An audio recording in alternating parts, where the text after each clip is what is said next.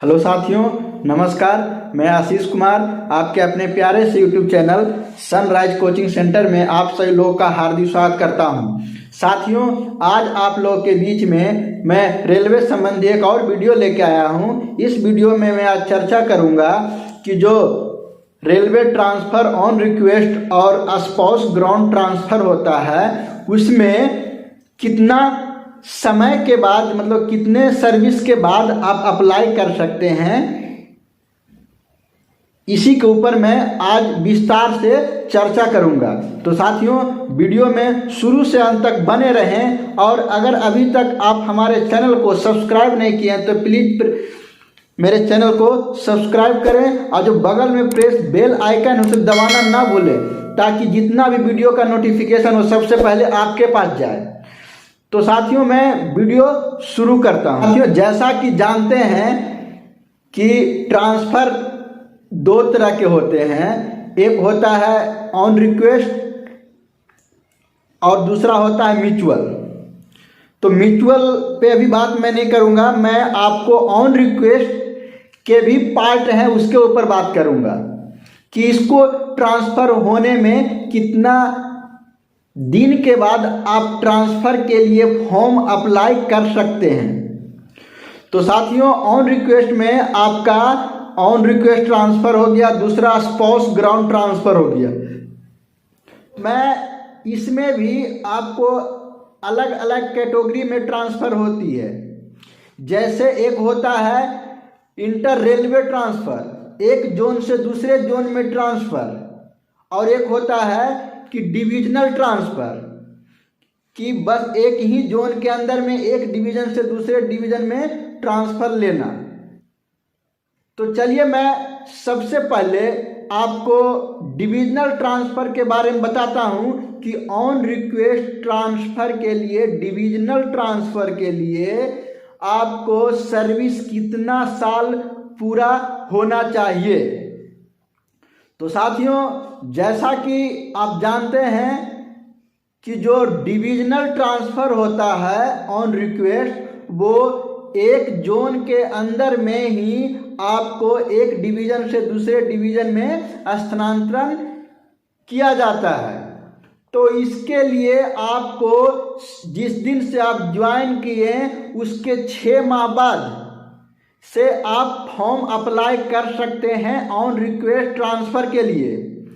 अब साथियों, अब आपको ये लग रहा हो कि जे नहीं, जिस दिन से ज्वाइन करेंगे उसी दिन से अप्लाई कर सकते हैं। तो साथियों, हम 6 माह इसलिए आपको बता रहे हैं, मैं 6 माह इसलिए बोल रहा हूँ कि जैसे ही आप ज्वाइन करेंगे ना तो आपका पीएफ नंबर अलॉट होगा, न सही से पूरे कागजात पत्र, आपका जो है सर्विस रिकॉर्ड सही से नहीं होगा।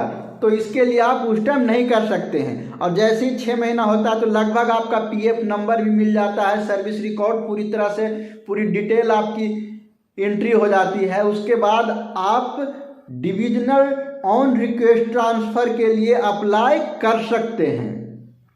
अब साथियों, अब बात आती है कि इंटर रेलवे ट्रांसफ़र, मतलब एक जोन से दूसरे जोन में अगर ट्रांसफ़र लेना है तो उसके लिए सर्विस कितनी साल की जरूरी होता है।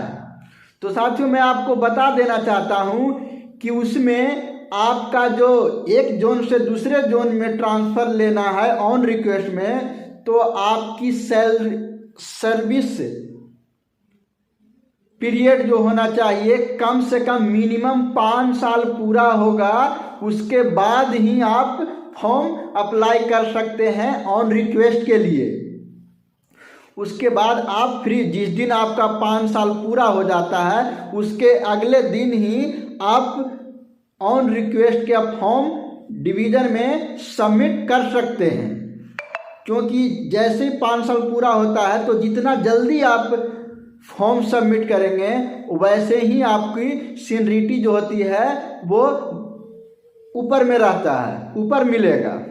तो साथियों, ये था आपको ऑन रिक्वेस्ट ट्रांसफ़र में कितना समय लगता है, डिविजनल और जोनल, ये आपको बता दिए।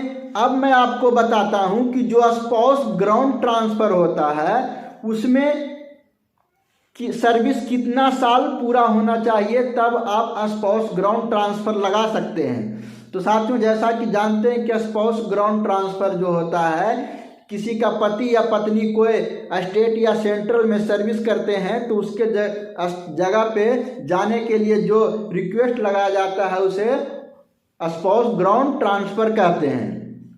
तो साथियों, ये डिवीज़न में, एक जोन के अंदर डिवीज़न में लगाने के लिए भी कोई समय सीमा बाध्य नहीं है। जैसे ही आपका सर्विस रिकॉर्ड पूरी तैयार हो जाता है, पीएफ नंबर आ जाता है, तो मान लीजिए कि 6 महीना इसमें लग ही जाता है, तो आप 6 महीना के बाद या 4 महीना के बाद आप अप्लाई कर सकते हैं ऑन रिक्वेस्ट के लिए, स्पाउस ग्राउंड ट्रांसफ़र के लिए।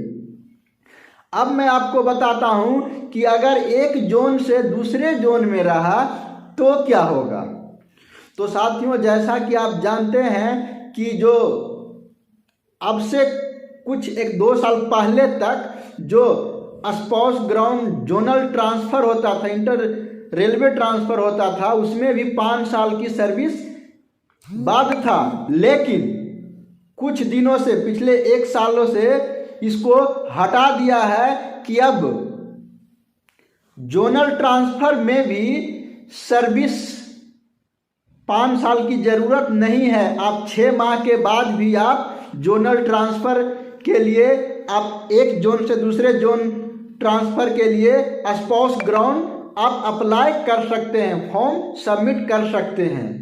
तो साथियों, यही जानकारी था जो आपको आज मैं बता रहा हूँ। और साथियों, मैं आपको एक और जानकारी देना चाहता हूँ कि आए दिन एक लेटेस्ट न्यूज़ आया है जिसमें बताया गया है कि जो सर्विस 10 साल पूरा होगा उसी का ऑन रिक्वेस्ट ट्रांसफ़र होगा। तो उसमें कितनी सच्चाई है, क्या उस लेटर के अंतर्गत बताया गया है, उसके ऊपर भी मैं एक वीडियो लेकर आऊँगा। उसमें मैं आपको सारा डिटेल बताऊँगा कि इसका रियल में फैक्ट क्या है, राज क्या है। तो साथियों, अभी तक आप हमारे चैनल को सब्सक्राइब नहीं किए हैं तो प्लीज़ हमारे चैनल को सब्सक्राइब करें, अब ज़्यादा हो सके शेयर करें। तो साथियों, मिलते हैं नेक्स्ट वीडियो में, तब तक धन्यवाद।